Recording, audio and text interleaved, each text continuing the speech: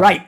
What about this then? So the other team I referenced in the one that I made the bet on was, of course, the dreaded TSM, which I will point out, just because people forget these things, doesn't mean Team Solo Mid. They did that thing years ago where they actually like decoupled the letters, and now it just stands for tossed 6 million, whatever. We all know the jokes. Listen, if anything, it always backfires, doesn't it? There's a million things you can do. I mean, one of my favourite ones, be careful to laugh at this one in case you don't want to get in trouble, is I just had one last year where I put team shared mates. Oh. Listen, Barry, I don't work for anyone in fucking League of Legends. I can do what the fuck I want. I know people still haven't figured it out yet. They think like, oh, but Riot. I've told Riot to their face when they backchanneled me. I said to Riot, you are aware your jurisdiction is inside the game or within your esport. Like, I don't work for any of the teams and I'm not inside the game. Like, you have no jurisdiction over me. So, I'm like fucking that guy, that King Theoden or whatever. Like, yeah. You have no power here. It's like, that's how it feels. So you dumb motherfuckers, I can do what I want anyway. Except they apparently have a number one thread on Reddit and have it just stay up for 7 hours or whatever. God forbid that would ever happen. So, right, TSM. Come on, here's the problem here, Barry. TSM fans are at it again. They're doing their usual shit they always do, which goes like this. Because they aced the first week and looked fucking clean, everyone was like, I always knew this team was fucking banging. Oh, yeah, this is our split, boys. TL's fallen off the bench a bit. Well, C9's fallen off the bench a bit. This is ours. We're always going to win. And then, when they started losing embarrassing games, then they were just sort of like, oh, blame people, kick this guy, is this fucking player in it on, and the other teams, they're all shit anyway. And basically, like, it's a knife edge right now. They could go either way. So where are you actually at with TSM right now, Barry? I mean, like, okay, they lost the FlyQuest, right? So, like, I can kind of understand where fans would be disappointed. Yeah. Like, they should win. That's embarrassing. Game. Like, yeah, that is. I think it's like the problem is it's a best of one, right? Like, you make one mistake, things snowball out of control. Like, I didn't actually watch the game because I didn't think it would be good. No, of course not. I thought it would be a beatdown one way, so I didn't watch that game. So I don't remember. I don't know exactly how they lost. Did they make one mistake and did it snowball crumbs? Like, I don't. No, it kind of was a beat one way. TSM just only went to dive top. That their game plan was just only diving top, and then FlyQuest just said, "All right, well, we're gonna answer that," and then they won. Okay, well, I think where teams would have been justified in like roasting TSM is if they lost to CLG. Like, you have no excuse losing that. Yes, but like, what was it? So I think fans are overreacting off of like a best of one loss, right? Like, I mean, LCS fans overreact over a best of one game. Yes, who would have thunk it?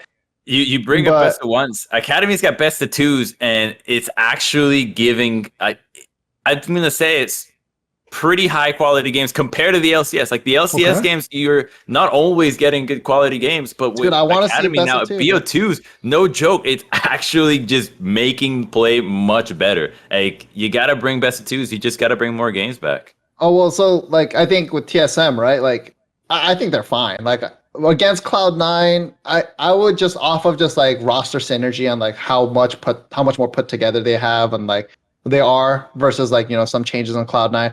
I would take TSM over Cloud9 on that one, in my opinion. I think they would win that one. Just off of like, they're just more together. But who knows? It's the best. Like, FlyQuest beat. So who knows?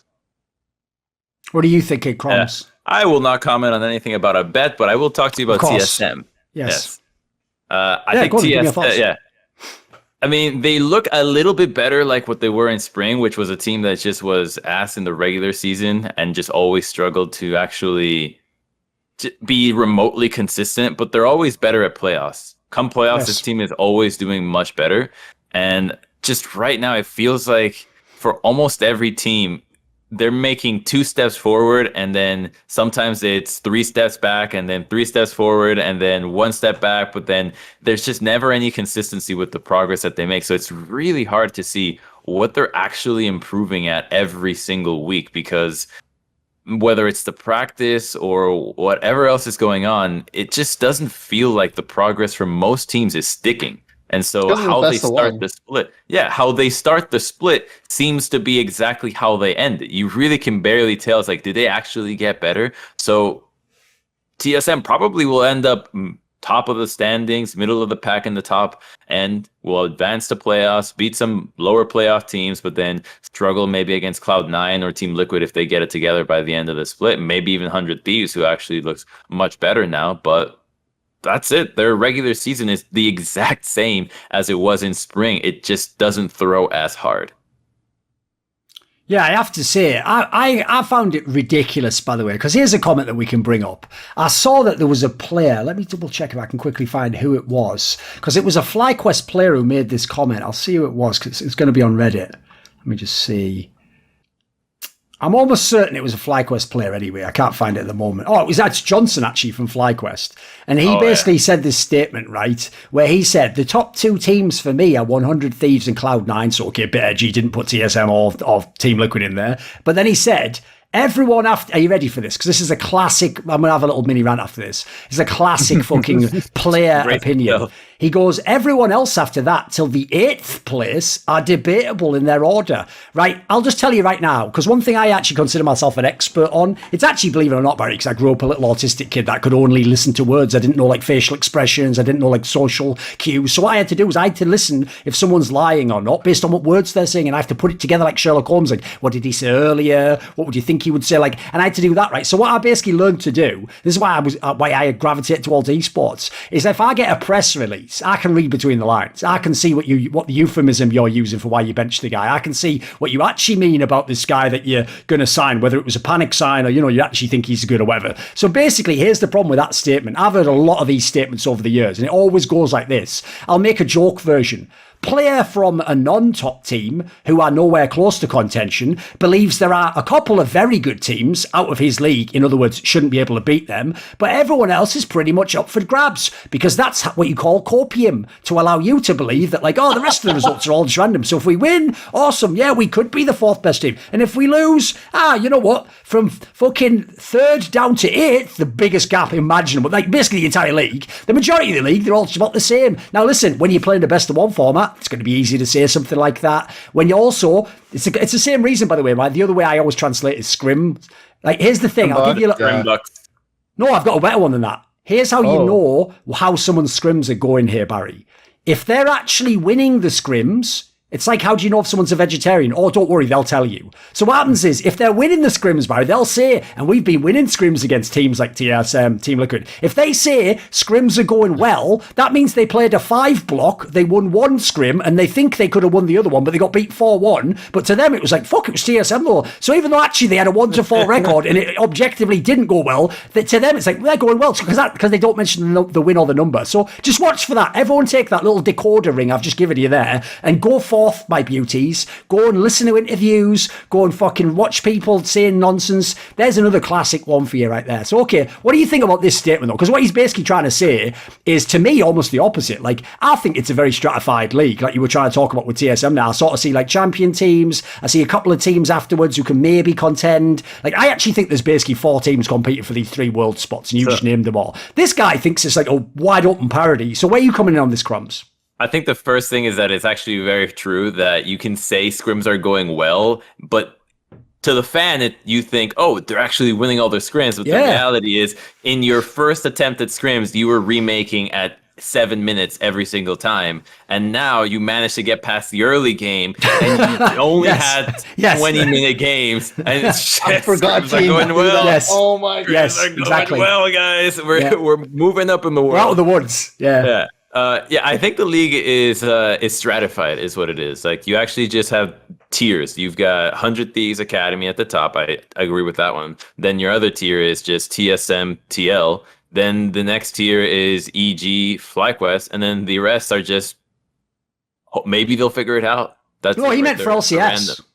Yeah, exactly, for the LCS. Oh, you said Academy. You maybe just... you said 100 Thieves Academy. Okay, you had 100 Thieves. I see. Okay. The standings, and they had the Academy named on it. Yeah. All right. Those are my tiers. Okay. Well, here's the thing though. Like, if I was like, I would want to see that kind of talk from a player saying like, hey, we have a realistic shot of like beating any of the teams. Okay. Like, so on one hand, I like that, right? Like, is like he's trying to project confidence. He's like, we can do this. Maybe he's like trying to self-hypnotize himself a little bit. Yeah. But like, the thing is, that's good though. Like, I think it's like we're confident that we can take down any other teams besides these 2 guys that we are the best, right? Like, I mean, like, I think like I don't have a problem with that personally, just because like how many more games are left? There's like 19 more games left in summer. So that's still a lot of games where things can turn around, right? Like if you're trying to self-hypnotize, so go all the way. Like don't half-ass and go only 2 teams. Just go like we can beat anyone. The league is trash. Yes. We know how to get up there. Oh yeah, that'd be great. I mean, that would be even better. But like at the same time, like I agree that's like fairly stratified, and you can see like the strata based on budget generally. Yes. Oh, exactly. Yeah. Yeah. I think the only outlier is probably Dig is the only outlier there. In that strata, that's in the stratification based on budget. Yes. Yeah. Well, like they're the only outlier, but like everywhere else is like, do you have a budget or do you not? Because last fall was bad in terms of budgets for teams. So yeah, I mean, actually, Dignitas and CLG are the 2 outliers on budget. Yes. Oh, and I'll say this as well, by the way, if people don't know. For a team like Dignitas, where they have this like all NA lineup, like, listen, they aren't doing that because they believe in NA talent and all the rest of it. Like, listen, Dignitas is a team that was in Flashpoint, the organization I recently worked with, right? So I'll just say this. They basically have to go for that type of a roster because think about who the primary investors in Dignitas were. 76ers. Well, what the fuck did they make any money from last year? There were no fans. So it's actually entirely logical, by the way, that you don't have a massive budget and that you sort of have to play it a little bit cool. And you know what? In the light of what they've had to put together, they win way more games than you'd expect. I keep waiting for them to fail all the time. I mean, they've actually even, by the way, it's even sort of genius that they have Dardoch because he always was a mega streaky player, but everyone knows when he gets that one game where he goes off, he just fucking carries the game, doesn't he? So if you wanted to have some variance, just pop him in the game.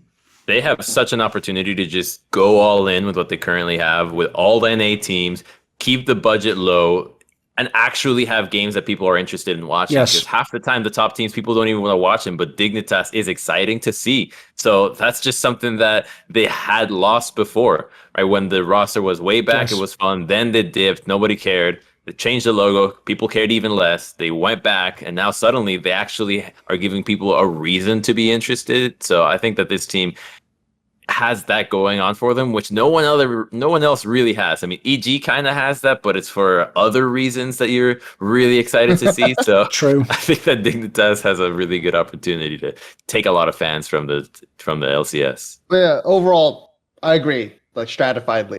I mean, but that's any sports, right? So what are you gonna do about it? But I mean, I like Johnson trying to at least project content. I don't think that's a bad. Okay. Want to see more cool, funny, interesting clips based on topics from my content? Well, subscribe to this channel then, or, be a pleb and don't.